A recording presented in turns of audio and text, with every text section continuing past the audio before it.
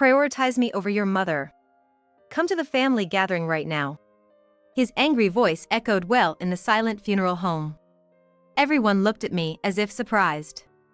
"Please, Ken. Just let me say my final goodbye to my mom." "No way. Hurry up and come. If you're not here within an hour, we're getting a divorce." I'd rather ask for a divorce myself. But I didn't want to worry my father, who was already grieving the loss of his wife.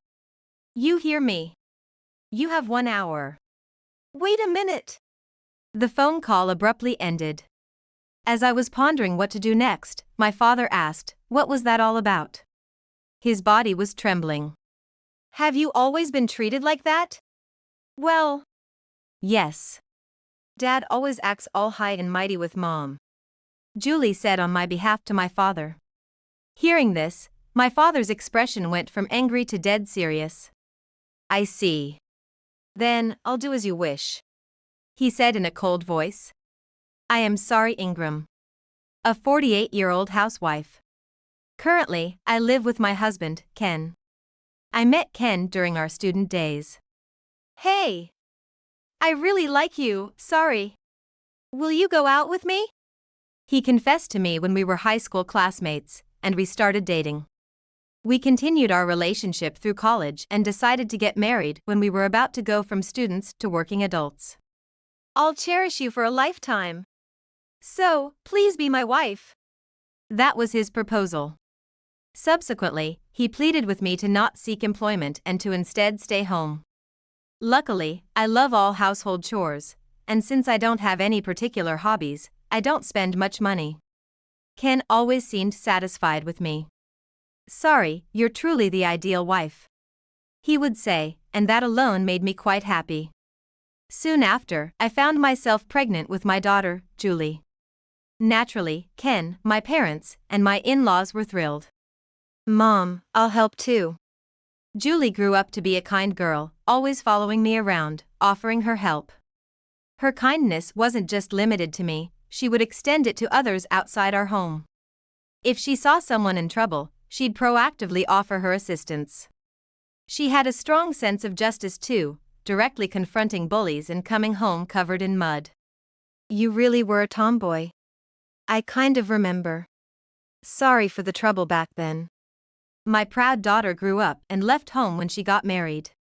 Now, it's just Ken and me living together. Today, like any other day, I was cleaning when the doorbell rang. "Again?" Checking the monitor, as expected, it was my mother-in-law. With a sigh, I opened the front door. "How long does it take you to open the door? You're really clumsy," she complained as she entered the house. Then, marching into the living room, she turned on the TV and demanded tea. I sighed again at her behavior. I've always been troubled by my mother-in-law's unannounced visits. "As usual, your cleaning and laundry skills are lacking. You're really not cut out to be a good wife." She's always been critical of my housework, a long-standing issue. My mother-in-law dotes on Ken and sees me as an adversary, subjecting me to classic mother-in-law harassment. "A wife that can only bear daughters, I guess it can't be helped." She disapproves of me only having given birth to Julie. Though we don't have much to pass down except for our family home and graves, having no male heir is truly shameful. She criticizes me for not having a son. I suffer from secondary infertility. No matter how hard we tried, we couldn't have another child. My mother-in-law would nag about it incessantly. I always kept silent whenever she made those sarcastic comments. I used to argue back, but after being yelled at, "Quiet. A daughter-in-law should just listen to her mother-in-law," and having things thrown at me, I learned to just tune it out. Honestly, I don't even want to let her into the house. But if I don't, she'll keep ringing the doorbell and start yelling loudly. Eventually, feeling sorry for the neighbors, I end up letting her in.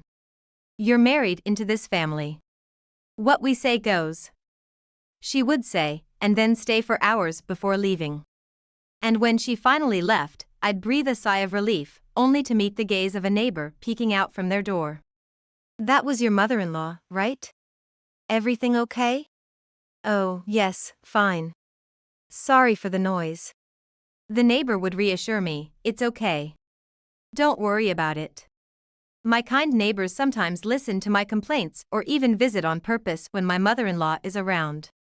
Since she cares about appearances, she won't harass me in front of outsiders. Let me know if you need anything. Your grandfather was very kind to me. This house stands on land owned by my grandfather, built by my father. The deed is in my father's name, and Ken has been warned, make a spare key without permission, and you're out. So his parents don't have one. Thanks to my neighbors and my parents, I've managed to keep some peace of mind. I wish Ken would take my side, though. Your mother came over again. So? I wish she'd tell us before coming. Every time she comes, she complains about my housekeeping. Please, tell her to stop. Ken looked annoyed at my words. And I thought, here we go again. Why? She's just trying to help you. If you can't get along, it's because you're not trying hard enough. Just get used to it. Ken never supports me. Raised by a doting mother, he holds outdated views.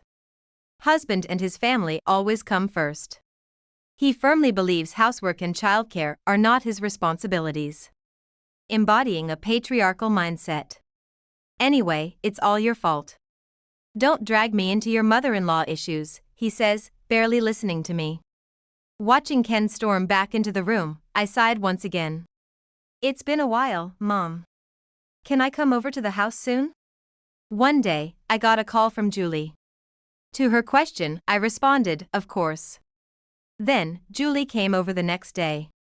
What's up with the sudden visit on a weekday? Your dad's not even here. I didn't come to see Dad. I came specifically to see you. Julie has never been particularly close to Ken. On the contrary, Ken dotes on Julie, but she always seems annoyed by it. After all, you were the one who really saw me, Mom. And I can't bring myself to like anyone who bullies my beloved mom. She has always been considerate of me. So, what brings you here today? Mom, have you ever thought about divorcing Dad? Julie's question caught me off guard. With a wry smile, Julie started to speak. You don't want to trouble Grandpa and Grandma, so you keep it to yourself, right? Indeed, that was part of it. I had thought about discussing it with my parents at first. But my mom has a chronic illness and has been in and out of the hospital for years. That made me hesitant to bring it up. Now, both my husband and I are earning, and we can support you, Mom. So, why don't you divorce Dad and come live with us? Her words left me torn. Indeed, there's the mother-in-law who seems to enjoy making my life difficult, the father-in-law who does nothing about it. And Ken, who never stands up for me and from whom my love has finally run dry. I wanted to be free from them. Are you sure? I don't want to be a burden to you guys. Absolutely. So, let's live together. Julie said, smiling. Her words made me feel rescued. However, I can't just divorce right away. I need to prepare and then find the right time to do so. But, those plans were suddenly thrown into chaos. What? Mom's been hospitalized? My mom had to be hospitalized again. And this time, it seemed pretty serious. Hearing my father's exhausted voice, I pleaded with Ken to let me go home. But, no way. If you go back to your parents' house, who's gonna take care of the housework here? But it might be really serious this time. No. You're my wife now, you should cut ties with your parents' house. Ken strongly disliked the idea of me returning home. Since we got married, I've only been able to visit my parents' house once a year. And even that was only because Julie begged to visit my parents' house. While I was wondering what to do, I got a call from Julie. Grandpa told me about Grandma. Yeah, but... I get it.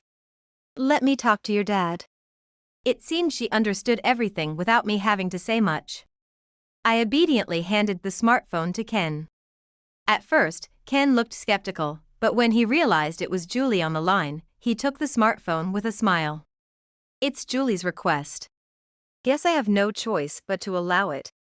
After a brief talk with Julie, Ken reluctantly gave his permission. I quickly got ready and hopped into the car Julie drove to pick me up, heading to my parents' house after a long time. Seriously, Dad is so annoying, Julie said angrily while driving. I couldn't help but smile wryly, but I was too worried about my parents to think about anything else. Mom, it might be hard to think about this now, but you should really consider what you're going to do in the future. I nodded. Even if my mom was in danger, I couldn't continue living with Ken, who only cared about himself. My decision to divorce became even firmer. When we arrived at the hospital, we found my mom, already unconscious, and my dad, who looked completely worn out by her side. Sorry, and Julie came to see me. Dad! I knew this day would come eventually. My dad, always gentle and concerned about me, looked so frail, and I regretted not coming sooner.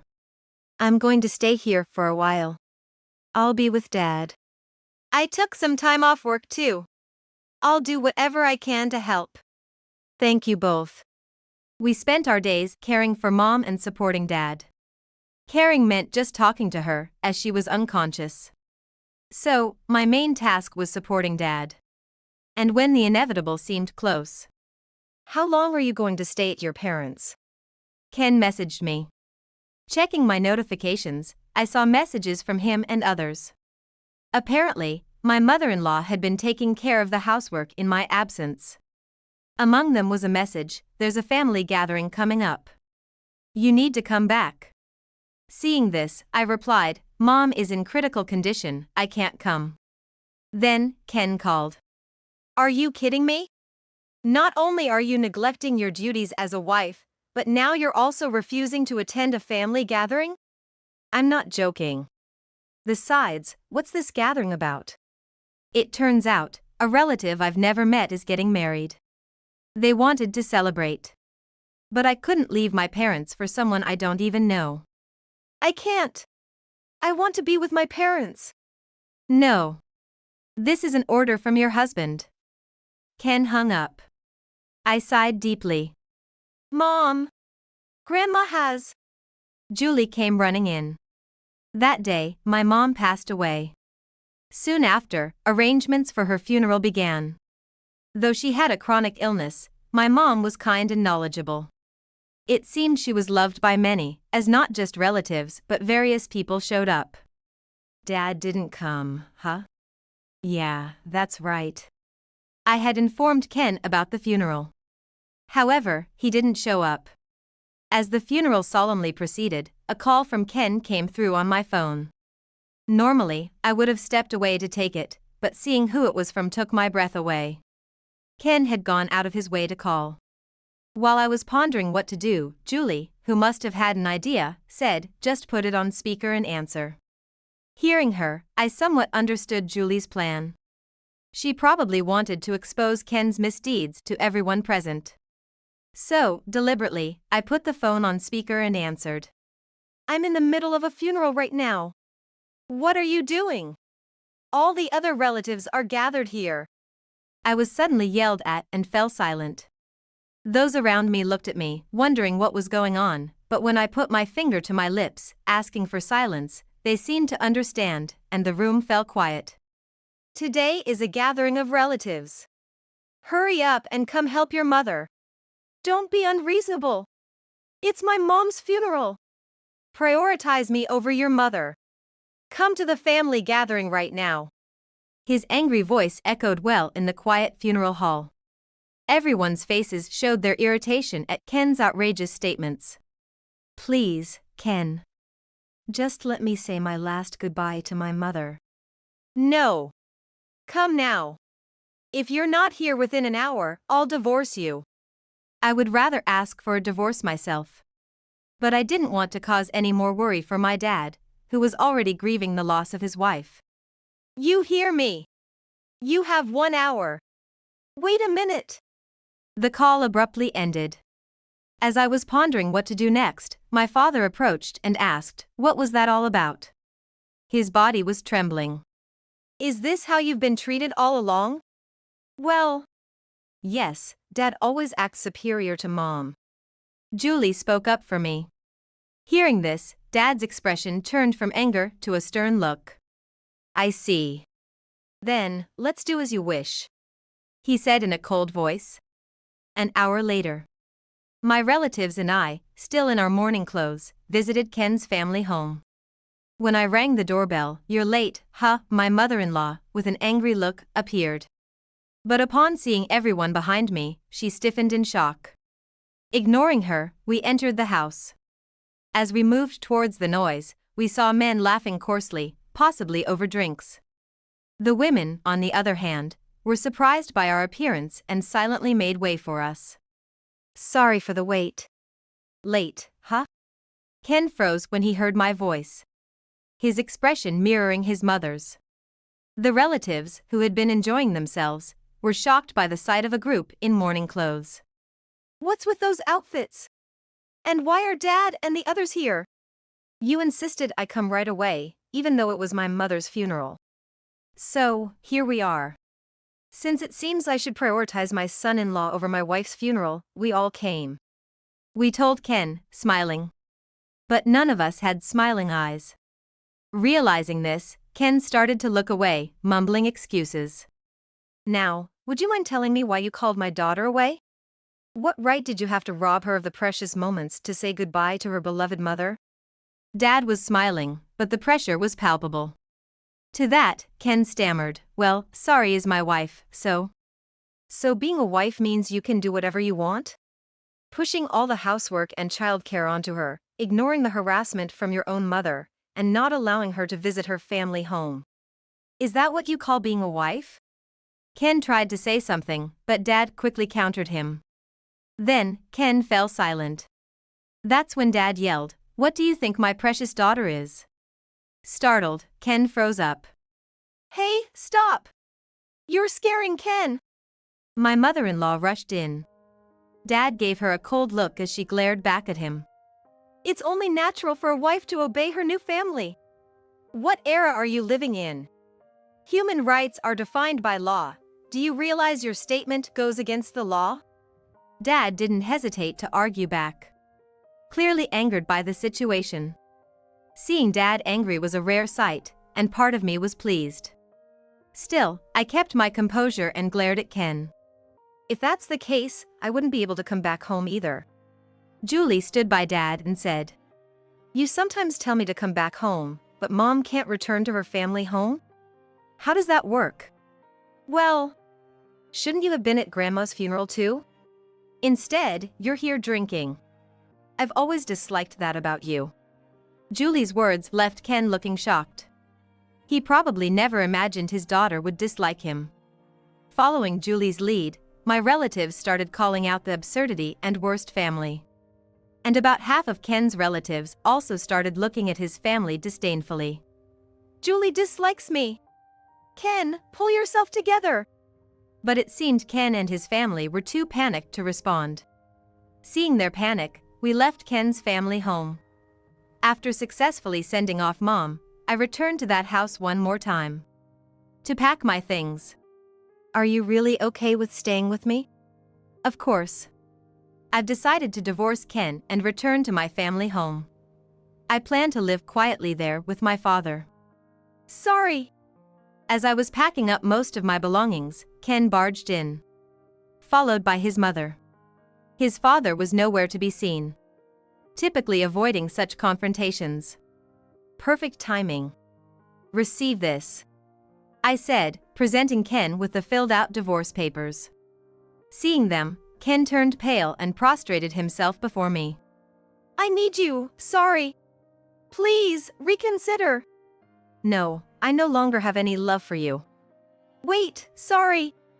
I'll forgive everything that's happened. So, you should forgive Ken too.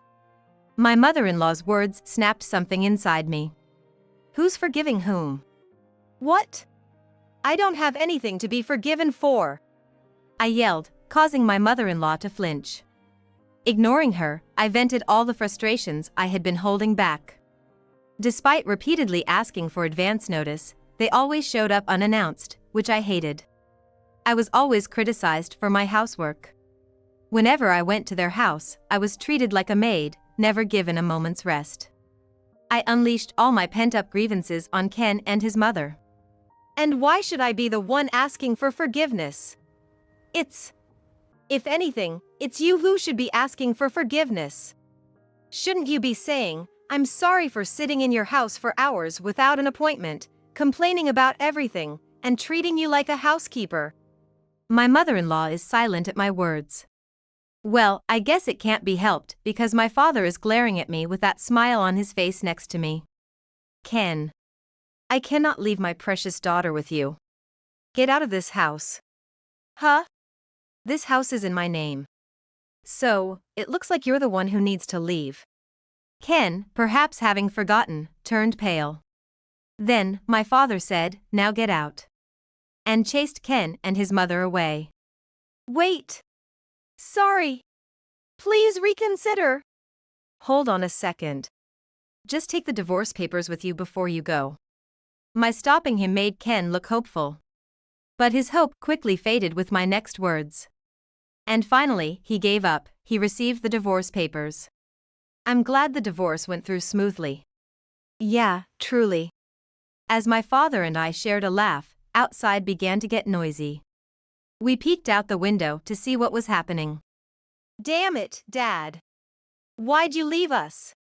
It seems they had come in a car driven by my father-in-law. They had left while they were arguing with us. After causing a scene for a while, the two were taken away by the police called by a neighbor. They were noisy to the very end. I muttered. After things quieted down, I took my belongings and returned to my family home. Oh, it's from my father-in-law. Checking my phone upon arriving home, there was a message from my father-in-law. It contained an apology for not standing up for me, and explained that he left early to give the women in Ken's family a chance to escape. Apparently, the women had stayed back at the house under the guise of cleaning. It seems our arrival woke them up. So, they all escaped while my father-in-law was buying time. It turns out that my father-in-law being ignored in his own home was part of my mother-in-law's scheming. Everyone was ignoring him. It seems he got his revenge this time. I might have misunderstood him. No, the fact he didn't protect Sari remains. So, no need for sympathy. Let's be glad we've cut ties with that house. I nodded in agreement with my father's words. It appears Ken and his mother are in quite a predicament now. With the women safely escaped, their spouses now resent them. Moreover, my father-in-law also divorced my mother-in-law. The two of them, now scorned by the entire family, were kicked out of the house and moved into a cheap apartment. Things are going to be tough for them now. Did you do something, Dad? I significantly reduced Ken's savings through the property division and compensation for emotional abuse. Additionally, I spoke to Ken's colleagues at his company. He used to invite people from work over to our house. Ken, in a bad way, was old-fashioned. Sometimes, he would forcefully bring his subordinates home. One of them gave me their contact details, saying to reach out if I needed anything, and I requested their cooperation this time. As a result, Ken was on pins and needles. But that's not all. What? Tell me more. Turns out, Ken was also emotionally abusing his subordinates at work. Learning of my divorce, they came forward with evidence they had been collecting and sued Ken. Wow, that's really low. Yes. And on top of being fired, he also had to pay compensation to his subordinates. So, Ken had no choice but to move into a cheap apartment. Now, he's juggling part-time jobs, barely making ends meet each day. His mother could work, but she's been a housewife all her life and seems to be living off my father's earnings. It seems he's been pretty stressed out lately. According to one of my subordinates who spotted him downtown, he looked worn out and irritable, kicking a trash can, and got a stern warning from a passing cop. Guess he's hit rock bottom. Really, it was a good thing we parted ways before this kid was born. The reason Julie is staying at her parents' house is to announce her pregnancy. Seeing Julie lovingly stroke her belly, I too feel relieved that I got divorced sooner. Incidentally, Julie's husband is also here, currently keeping my dad company. So, is it okay if I give birth back home here? Yes, of course. I'm looking forward to the arrival of my grandchild. My dad is also excited about the prospect of a great-grandchild, breaking out the liquor and drinking with Julie's husband, but it looks like it's about time to cut them off before they pass out. Ken and the others, with their selfish actions, won't even get to hold the grandchild, let alone see their face. I figured that's the best punishment for Ken, who adored Julie so much. By the way, I did inform my father-in-law about Julie's pregnancy, just in case. However, I don't deserve to meet them. Don't worry about me, just focus on taking care of Julie. He said, so I doubt they'll meet. By the way, have you thought about remarrying? Not yet, I mean, it's been just after the divorce. I replied to Julie, as the image of a man crossed my mind. His name is Mike. He's the subordinate who gave me his contact, and I've been receiving messages from him more frequently since my divorce. That look on your face, is there someone special? Julie said with a mischievous grin. I ended up spilling everything to her. Mike. I think I know him. Oh. Sometimes, when I'd wake up at night, he'd apologize with sorry for waking you, seeming genuinely remorseful. Julie said, looking nostalgic. It seems he was always considerate towards Julie as a child. And that he was always watching me. I often thought it would have been nice if he were my dad. Is that so? I think it's time for you to grab your own happiness. I nodded thoughtfully at her words. Right after, I received an invitation to dinner from Mike, which made both Julie and I laugh. My own happiness. I might be able to grasp it this time. Thinking so, I naturally found myself smiling. Looks like we arrived a bit early. A year later. I had arrived earlier than the meeting time and was wondering how to kill time. Sorry. Huh? I turned around at the sound of the voice, and there was a disheveled Ken. He staggered towards me, saying, A lot has happened since then. I've realized how important you are to me. Is that so? I replied coldly, keeping a distance from Ken. I heard. Julie had the baby. Hearing this, I internally clicked my tongue, wondering how the news had leaked. Right now, Julie is busy raising her grandchild. The last thing I want is for this man to interfere. So what? That's none of your business. It's not like that. If we could start over. That's out of the question. At that moment, there was someone embracing my shoulder.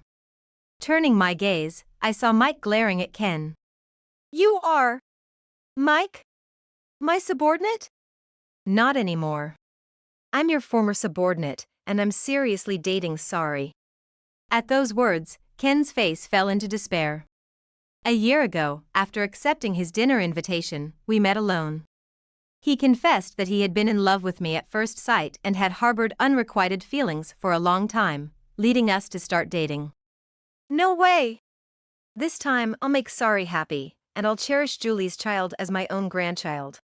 There's no place for you here anymore. With that, Ken staggered away.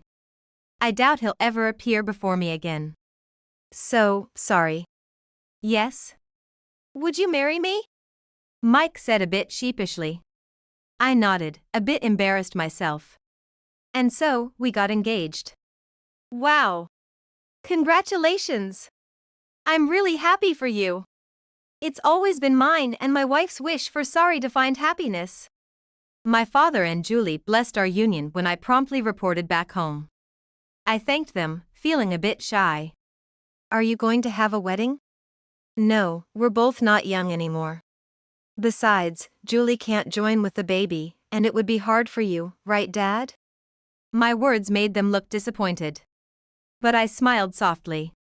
Instead, we're thinking of going on a trip. We'll leave the house empty for a while. Leave Grandpa to me. Then, I guess I'll take care of the great-grandchild. They offered reassuringly, and I nodded with a smile. I looked firmly at Julie and my father. Because you two supported me, I'm very happy now. Thank you so much. They looked at each other. And my father spoke first. I should be the one thanking you. Because of sorry, my wife and I could be happy. Me too. Mom raised me with so much love, and that's why I'm here today. They both said, and I expressed my gratitude once again. Soon after, I remarried Mike. I can't believe sorry is becoming my wife, it's like a dream. Mike said, his expression reminiscent of Ken when he confessed his love to me. But he was different. Ken always looked straight ahead with that expression, never directing it at me. In contrast, Mike always made sure to look me in the eyes when he spoke. Even such a small thing made me smile with happiness. A few years later, my father also passed away recently, joining my mother. Now, Mike and I live a peaceful life together. Unlike with Ken, we discuss everything and respect each other every day. I've come to cherish these days deeply. Are Julie and her family coming over today? Yes, her child is already 6, can you believe it? Time flies. Every time that kid calls me grandpa, I want to buy them everything. Mike's words made me laugh out loud. I completely understand how he feels. I feel the same way. If you buy too much, Julie will scold you. That goes for you too, sorry. As we laughed together, we heard lively voices from the entrance.